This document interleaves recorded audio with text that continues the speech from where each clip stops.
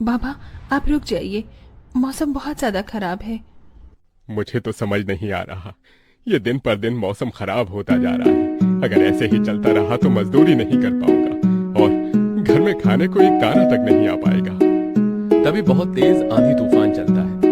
अरे देखो जरा देखो, कितनी तेज तूफान चल रहा है। अरे महेश बेटा, तू झोपड़ी के ऊपर तिरपाल तो लगा कर आया था ना? हाँ बाबा, लगा दी थी तिरपाल। और उसके ऊपर तूने ईंटें रखी थी या नहीं? बाबा, ईंट रखना तो मैं भूल गया। महेश के इतना कहते ही झोपड़ी के अंदर बारिश की वजह से पानी टपकना शुरू हो जाता है। हे भगवान महेश, तूने ये क्या किया? तुझे मैंने कहा था बारिश और तूफान तेज है, तुझे ईंटें रख देनी चाहिए थी। मुझे लग रहा है कि तिरपाल उड़ गई। चल चल मेरे साथ चल। अब तुझे मेरे साथ भीगते हुए मेहनत करनी होगी, नहीं तो पूरे घर में पानी ही पानी भर जाएगा। देवेश इतना बोल ही रहा था कि घर के अंदर वाकई छत से पानी टपकने लगा। हाँ पिताजी, आप सही कह रहे हो, चलो चलते हैं जल्दी से।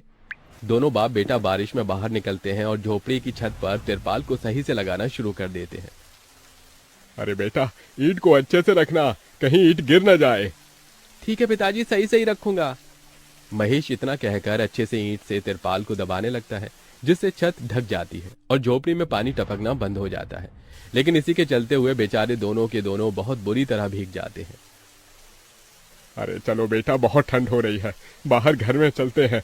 चलो, बरसात में मौसम बिल्कुल ठंडा हो गया है। हाँ पिताजी, आपने बिल्कुल सही कहा, चलिए।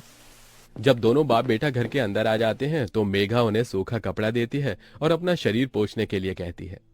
आप लोग अपना शरीर पोंछ लो और सूखे कपड़े पहन लो, नहीं तो ठंड लग सकती है। मेघा के दिए हुए कपड़े दोनों पहन लेते हैं। तभी बीमार शकुंतला बिस्तर पर पड़ी हुई मेघा से कहती है। अरे बेटी, तूने खाने के लिए कुछ बनाया नहीं? माँ, मैं बारिश के रुकने का इंतजार कर रही हूँ। घर के अंदर खाना कैसे बनाऊंगी? सारे में धुआं ही धुआं हो जाएगा। मेरी दवाई का समय हो गया है और मुझे भूख भी लग रही है। ठीक है माँ, मैं कुछ करती हूँ। मेघा अपने सिर पर एक सफेद कट्टा रखकर बारिश से बचते हुए बाहर से कुछ ईंटें लाकर घर के अंदर ही छोटा सा चूल्हा बना लेती है और उसी पर खाना बनाना शुरू करती है। अरे बेटी, पूरे घर में धुआं ही धुआं हो गया है। पिताजी, खाना बनाना भी तो बहुत जरूरी था। मेघा जैसे तैसे करके जल्दी जल्दी खाना बना लेती है। वो खाने में नमक मिर्च वाले चावल ही बना पाती है। माँ, माँ उठो, ये लोग खाना खा लो। शकुंतला मेघा के हाथों से खाना खाती है। शकुंतला के पूरे शरीर को पैरालाइज हुआ था, जिसके कारण ना तो वो हिल सकती थी और ना ही वो उठ सकती थी।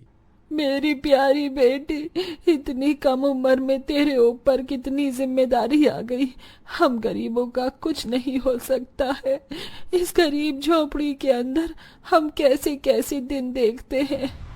कोई बात नहीं माँ, बच्चे समय के अनुसार बड़े होते हैं, लेकिन मैं समय से पहले बड़ी हो गई हूँ। आपको तो खुश होना चाहिए। मैं तो इस कदर लाचार हो गई हूँ कि तेरे सर पर हाथ रखकर तुझे आशीर्वाद भी नहीं दे सकती बेटा। शकुंतला की आंखों से आंसू निकल रहे थे। मेघा उसके आंसू पोंछकर अपनी मां को हौसला देती है, जिसके बाद वो अपने भाई और पिता के साथ बैठकर खाना खाती है। बारिश होती ही रहती है, लेकिन बारिश रुकने का नाम ही नहीं लेती। खाना खाकर वो सभी सो जाते हैं। आधी रात के समय जिस तरफ शकुंतला का बिस्तर होता है, वहां पर पानी टपकना शुरू हो जाता है। अरे ये क्या, पानी टपक रहा है।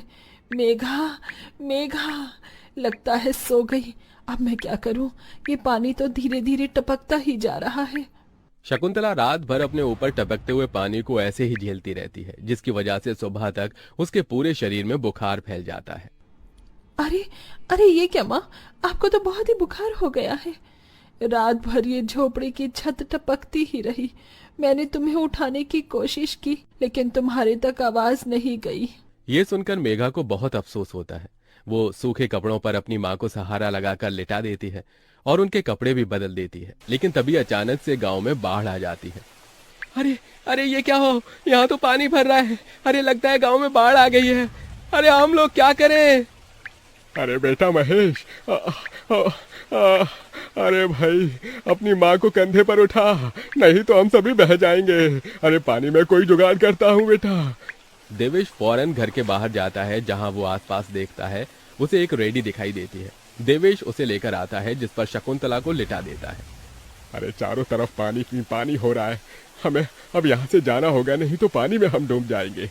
तभी अचानक से उनकी झोपड़ी पानी में डूबकर बह जाती है। हमारी झोपड़ी